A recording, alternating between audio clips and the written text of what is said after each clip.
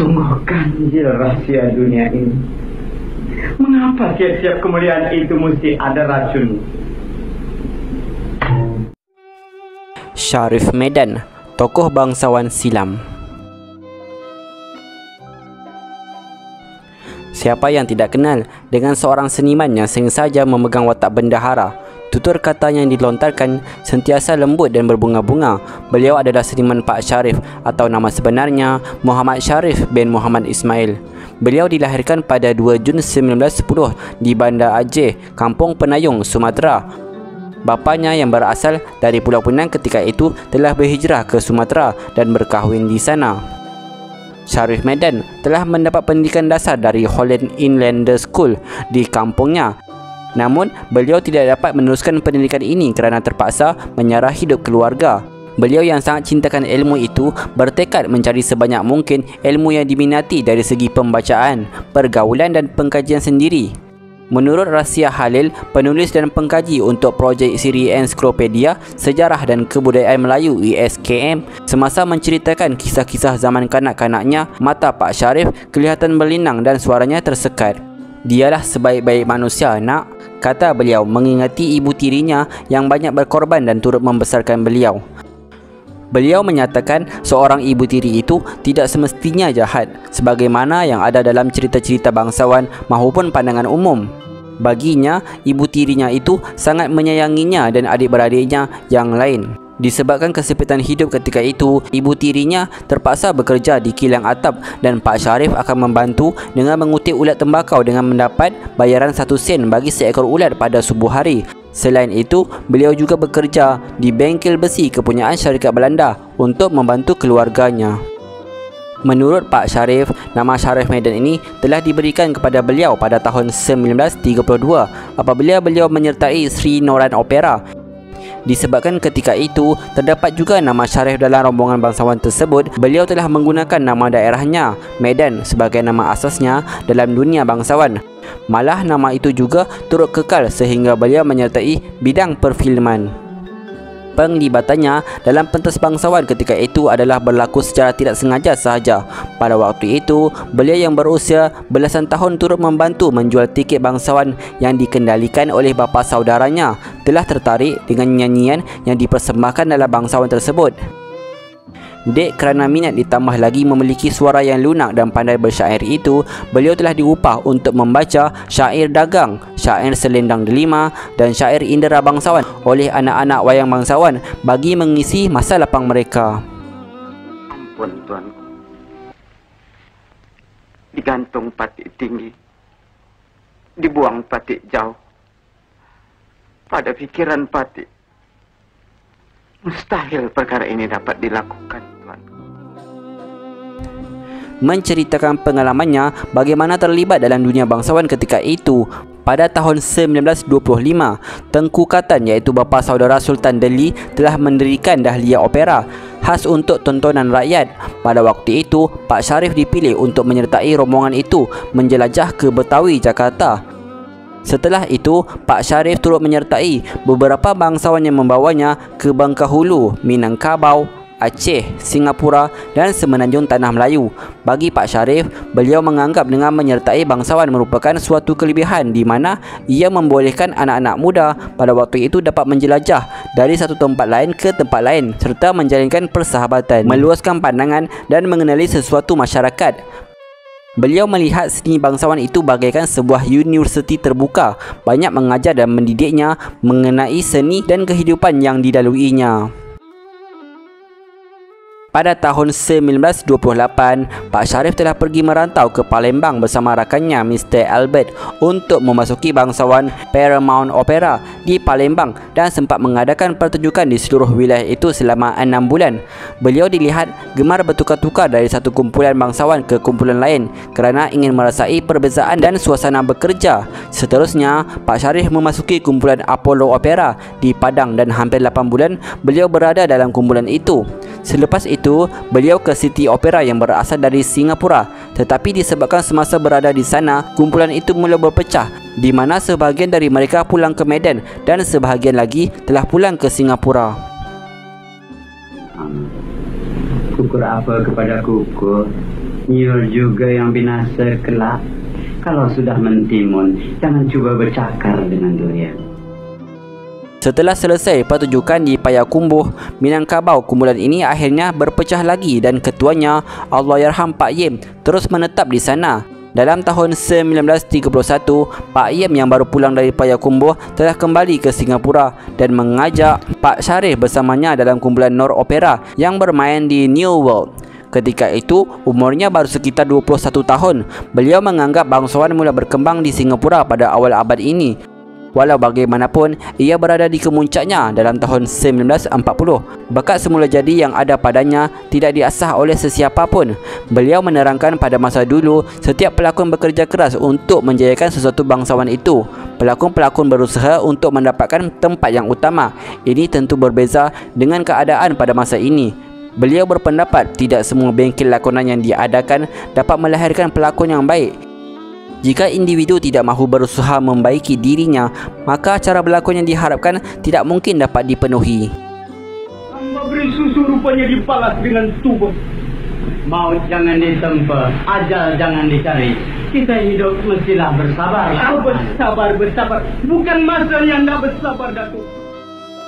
Setahun sahaja berlalu bekerja dengan opera ini dan Pak Sharif telah berpindah ke Borneo Star Opera yang baru dibuka oleh Allahyarham Putih Lawak. Selama setahun, Pak Sharif memasuki Grand Jubilee di epoh yang dipunyai oleh Shaw Brothers. Lalu pada tahun 1938, beliau memasuki Noran Opera. Pada akhir tahun 1943, Pak Sharif telah berhenti dari menjadi bangsawan dan kemudiannya menjadi petani sesuai dengan paksaan pemerintah Jepun supaya rakyatnya bercucuk tanam. Oleh kerana darah seni yang mengalir dalam tubuhnya itu sudah lama, maka beliau tidak senang duduk dan akhirnya memasuki Noran Opera semula pada 1946 hingga 1947 untuk mengadakan pertunjukan di seluruh Sarawak dan di wilayah Borneo. Janganlah teman. Pantang Melayu menderhaka kepada raja. Jika orang berhutang emas, dibayar dengan apa, Datuk? Tentu dibayar dengan emas pun aman. Jika berhutang nyawa, Datuk, yang maha adil ada.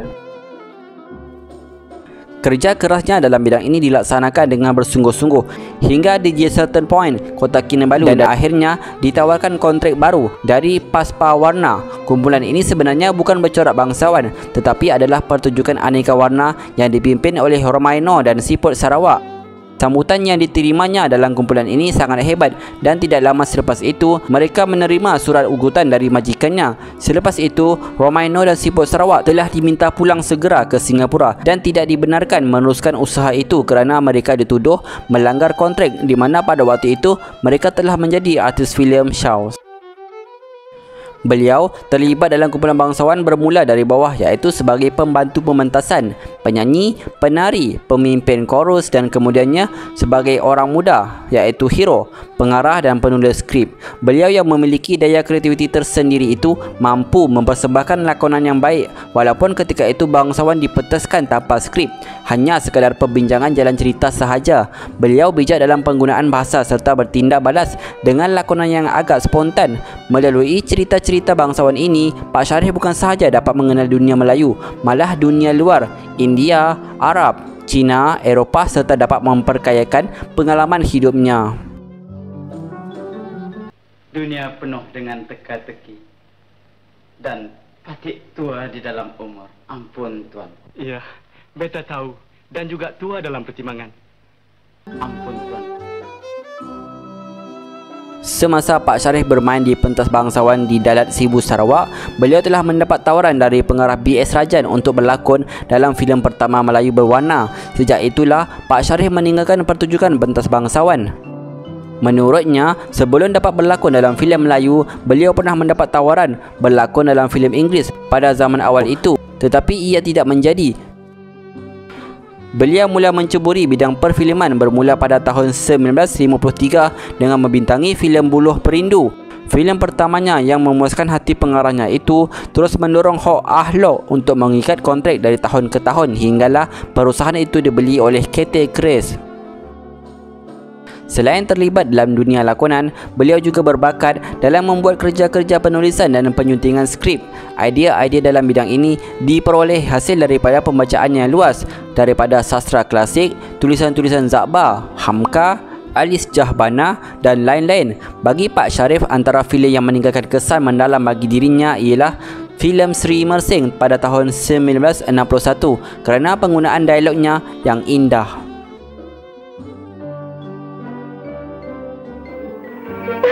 Keras batu dapat dilekupkan oleh air, tetapi keras hati kau tak dapat dilentuh dengan lidah. Sampaikah hati kau damai? Pada tahun 1966, penglibatannya dalam dunia filem telah terhenti seketika dan 2 tahun lamanya dia terpaksa menganggur sehinggalah Radio Television Singapura RTS yang mana sekarang ini Mediacorp telah menawarkannya berlakon dalam drama 12 siri berjudul Masa pada 1968. Pak Sharif berlakon dan menulis skrip untuk beberapa rancangan radio, misalnya siri Bangsawan di Udara, Rayuan Budiman, Pak Haji Bercerita, Ruangan Pantun dan lain-lain. Ampun tuanku, jika hewan dipegang talinya, jika manusia dipegang janji, tuanku. Menurut sumber dari Muzika, kata-kata keramat Kajang Pak Malau dalam filem Sri Mersing sebenarnya adalah ilham dari Pak Sharif Medan sendiri. Pada tahun 70-an, Pak Sharif seringkali muncul di kaca TV dengan mengambil peranan seorang bapa dan datuk dalam rancangan sandiwara terbitan RTS. Selain itu, beliau juga banyak menulis skrip untuk rancangan radio, umpamanya seperti rancangan Bangsawan di Udara, di mana beliau menjadi salah satu penulis tetap. Pada sekitar tahun 1975, satu rancangan radio yang baru berjudul Pak Haji Bercerita dengan Jamilah Yusof selaku penerbit telah meminta Pak Sharif Medan untuk menjadi hos rancangan itu. Kajang Pak Malau, kajang belipat, kajang saya mengkuang layu. Dagang Pak Malau, dagang bertempat, dagang saya musafir lalu. Saya pergi. Dalam tahun 1978, Pak Sharif telah diberikan kepercayaan untuk menghidupkan semula Bangsawan di pentas Singapura dengan kerjasama RTS, SBC. Beliau telah diberikan tugas dalam menulis skrip dan pengarahan pentas. Antara hasil pementasan yang berjaya dipersembahkan ialah Puteri Gunung Ledang 1980 dan Indra Bangsawan yang pernah berkali-kali beliau lakonkan dahulu dan beliau syairkan semasa zaman remajanya, seolah-olah melengkapi pusingan kreativitinya. Isteri Pak Sharif yang juga berlakon dalam filem Sri Mersing itu iaitu Fatimah Sharif telah meninggal dunia pada 23 Oktober 1996 setelah hidup bersama dengan beliau hampir 62 tahun. Pak Sharif menyatakan, bila bapak terkenang, bapak selalu berzikir dan berdoa, nak. Kata Pak Sharif mengingati arwah istrinya. Kesunyiannya ialah kesunyian orang yang kehilangan insan yang paling memahaminya sebagai manusia biasa dan insan seni. Beliau yang dikenali sebagai tokoh bangsawan itu banyak menulis skrip dan drama pentas seperti Jula Juli Bintang 3, Puteri Gunung Ledang dan Daeng Perkasa. Antara nasihatnya dan panduan kepada penulis skrip bangsawan ialah penulis harus menggunakan daya kreativiti dengan sebaiknya, perlu membaca banyak buku fantasi dan mesti menentukan puncak klimaks sesebuah cerita itu supaya tidak mendatar. Bagi pelakon pula, beliau menasihatkan mereka berani melahirkan perkataan sendiri. Perkataan itu mestilah relevan dengan cerita yang dipentaskan. Pembendaharaan kata seseorang mestilah bagus dan luas. Bagi pengarah pula, pengarah mestilah mempunyai cara tersendiri dalam mengarah, pandai memilih cara terbaik bagi pelakon berdialog, dapat menentukan keadaan sesuatu watak itu sedih, marah dan sebagainya. Beliau berpendapat bahawa bangsawan akan terus berkembang jika pementasannya dapat diadakan setiap tahun. Beliau berharap anak-anak muda tidak melupakan seni yang merupakan salah satu daripada tradisi yang telah mereka warisi ini. Sharif Medan telah meninggal dunia pada 4 Ogos 1997 sebelum sempat menerima anugerah di Malam Seniman di Shah Alam, Selangor. Semoga rohnya dicucuri rahmat Allah. Al-Fatihah. Dengan air mata Fatih sembahkan Tuhan.